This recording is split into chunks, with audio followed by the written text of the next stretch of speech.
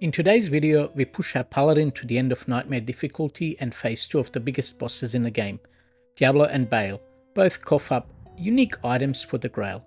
We then switch over to the Sorceress and sweep across some classic farming spots such as Lower Rarest, Cow Level, Eldritch, and even pay a cheeky visit to Shank. Hello YouTube, Liquid Dream here with another video of my Holy Grail journey. Last episode our Sorceress chased terror zones across the map, netting a haul of unique items, and our paladin proven to be more than just a pretty aura by smacking down some act bosses himself. But you know what? Let's not waste any more time, let's get into it. There is something poetic about the first time your paladin locks eyes with a Diablo. This time around he's not intimidated, and after a flurry of blessed hammers and few health potions, the Lord of Terror goes down. And what do we find in the aftermath? An early game classic, not really useful now, but it had its moment in the sun. We're talking about the Centurion. Fresh off the Diablo victory, our paladin barrels through the rest of Act 5 and finally meets Baal. The fight's a slog, classic teleporting spawning nonsense, but once that portal opens and he crumbles, we get a staple belt for anyone braving Ubers. With physical and magic damage reduction and some life leech built in, it's still one of the best utility belts out there. It's String of Ease.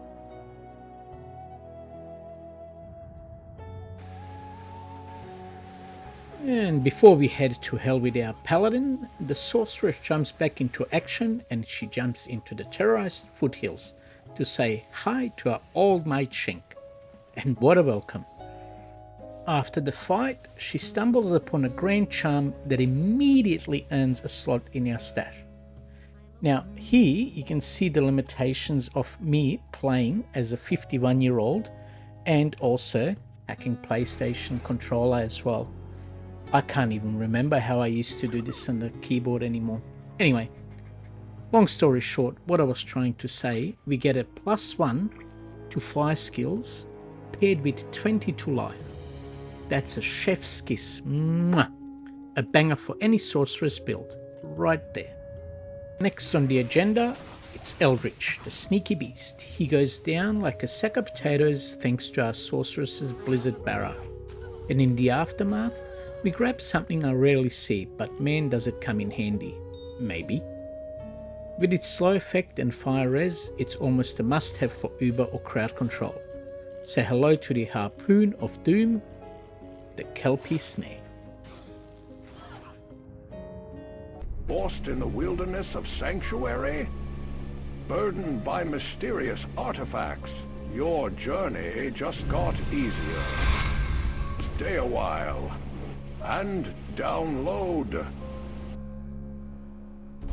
Introducing Kane's Identifier's Insight, the only app that connects you to the latest Sanctuary news, item identification tools, and expert Horadric guidance, right at your fingertips.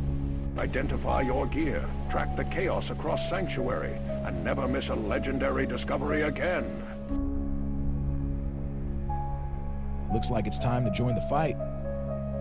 Download Kane's Identifier's Insight today, because Sanctuary needs a hero who's informed. Thanks for that, Kane. Our paladin is in peak form now, spinning those blessed hammers like a DJ in Tristram.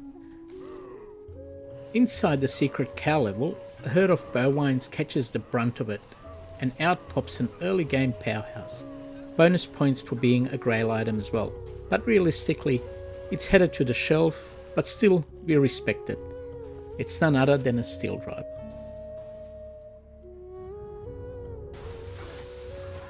Now we're jumping back to the sorceress where she lands in the terrorized dark woods, and it runs into Treehead Woodfist stomping around like he owns the stupid place. He smacks hard, but she hits harder. When the dust settles, we get a Sunder Charm with 15% increased physical damage. Not sure if that's a good roll, I never actually used one, but hey, it's still worth keeping. This background, this could only mean two things.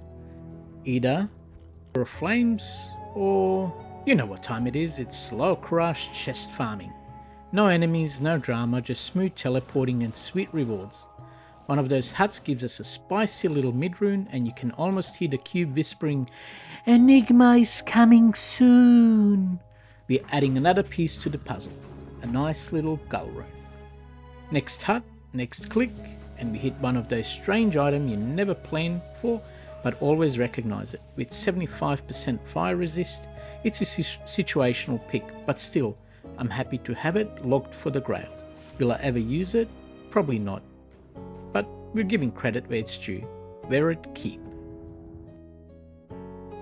And all too soon that brings us to the end of another episode of my Holy Grail journey.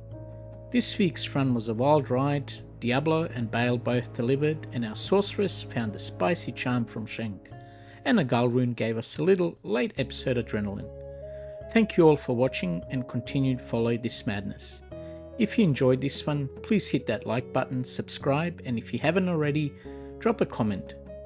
I'd love to hear from your Grail journey. Peace out YouTube, and as always, may Lady Luck be on your side.